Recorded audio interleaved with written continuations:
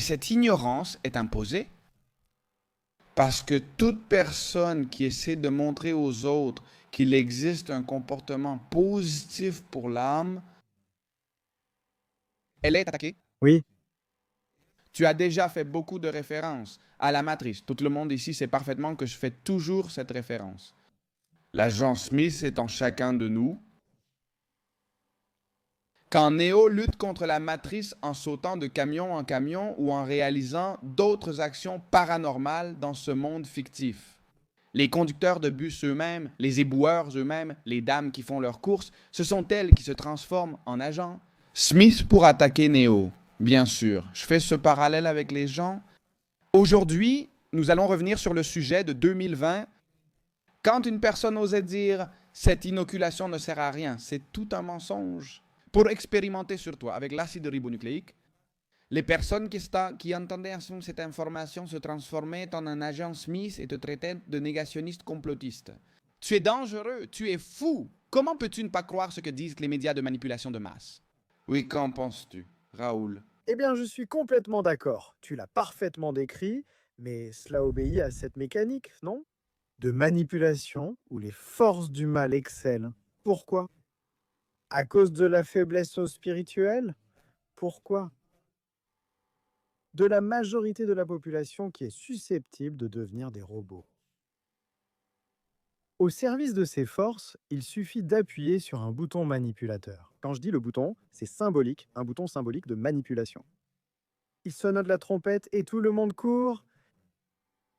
Et en plus, je te dis, c'est un effort minimal pour eux. Ils agissent simplement de façon très intelligente. Un ou plusieurs grands haut-parleurs suffisent pour donner l'ordre, sonner la trompette et que tous obéissent, sans poser de questions. J'explique toujours que dans un conflit ou dans une situation, il faut toujours prendre en compte les deux versions. J'ai vécu ça de nombreuses fois, et il t'est probablement arrivé aussi que la plupart des gens n'écoutent qu'une seule version et ne veulent plus rien savoir d'autre. Et c'est une énorme erreur de jugement parce que ça fait de toi une marionnette.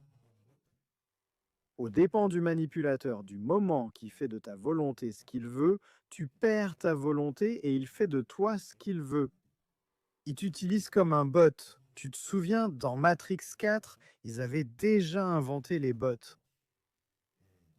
Le programmeur, lui, possède directement ce qu'il fait.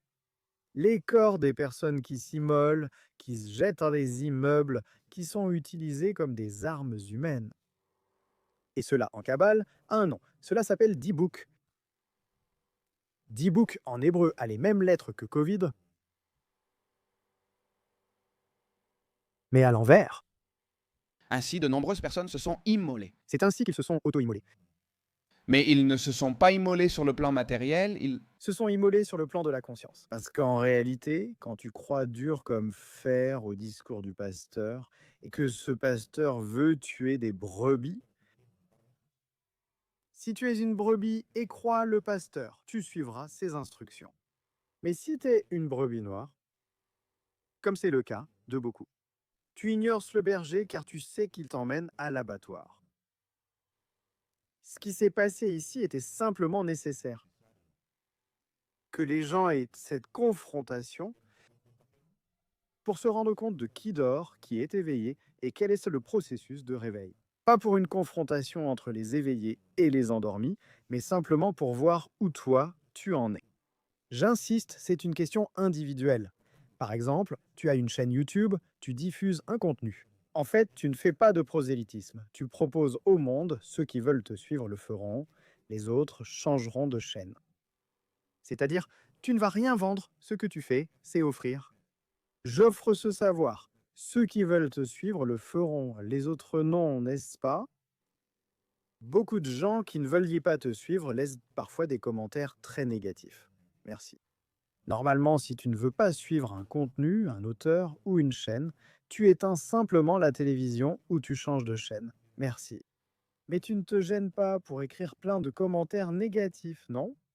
Ce sont des bots, ce sont des Smiths, pour qu'on se comprenne. Oui, J'en reçois quelques-uns de Claro. ce sont des personnes totalement possédées dans une grande partie de leur esprit, inconscientes et manipulées. Je comprends plusieurs choses pour m'intéresser à ce sujet. Mais je pense que ça va durer car j'ai beaucoup de questions à te poser. La question que j'ai à te poser est la suivante.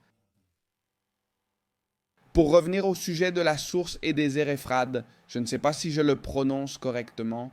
Oui, parfaitement.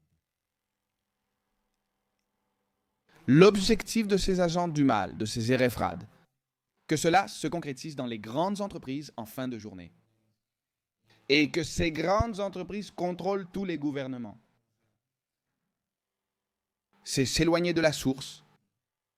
Exactement, exactement. Garder l'étincelle de la source qui réside en toi, éloignée de la source originelle. Pourquoi? C'est très important. Parce qu'au moment où tu es trop proche de la source, tu te fusionnes avec la source et alors le jeu est terminé pour toi. Peut-être que tu n'as pas encore eu le temps de gagner du mérite ou d'évoluer en conscience. Alors, l'objectif est de t'éloigner de la source, de rester éloigné de la source grâce à l'ignorance, pour ne pas te fusionner avec la source. C'est pourquoi les kabbalistes enseignent que l'objectif des forces du mal est d'être transformées en bien, elles-mêmes. L'objectif des forces du mal est d'être vaincu, mais pas simplement vaincu ou battu, mais d'être transformé. L'objectif de l'obscurité est d'être transformé en lumière.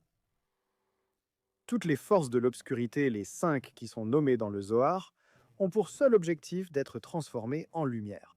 Comment peut-on y parvenir? Eh bien, grâce à l'expansion de la conscience de chacune des âmes qui sont incarnées ici, dans ce monde. À ce moment précis, pas avant, mais alors. J'ai une question. Quoi? Penses-tu qu'à d'autres époques, les gens avaient moins de connaissances en mathématiques, en sciences, mais qu'ils étaient plus proches de la source? Bien sûr, au cours des 6000 dernières années, non. Les kabbalistes et la Torah, dans le livre de la Genèse, Bereshit, enseignent que le monde a été créé en 6 jours, et le 7e fut consacré au repos. Mais ceci est une métaphore pour nous faire comprendre que chacun de ces jours, comme le disent là-bas les psaumes, équivaut à 1000 ans. Et donc nous parlerions de 7000 ans terrestres pour que nous nous comprenions. En ce moment, nous sommes en l'an 5700. Et beaucoup, ce qui veut dire, selon le calendrier juif, ce qui signifie que nous y sommes déjà. Ce qui correspondrait au Shabbat le samedi. Si tu comptes les jours de cette création, nous approchons de la fin du jeu. Et c'est pour cela que c'est à cette époque, et pas à une autre, que l'on atteint le plus haut niveau de conscience spirituelle de toute l'histoire. L'histoire dure 6000 ans, pas un de plus, affirment les kabbalistes de ce jeu. Et les dinosaures? Tout cela appartient aux éditions précédentes du jeu vidéo de ce jeu. Oui, ils ont existé ou non? Ils ont existé, mais c'est comme... Tu connais la série Westworld? Non, non. Eh bien, Imagine qu'il y a un scénario dans lequel le programmeur a laissé des traces d'une ancienne programmation.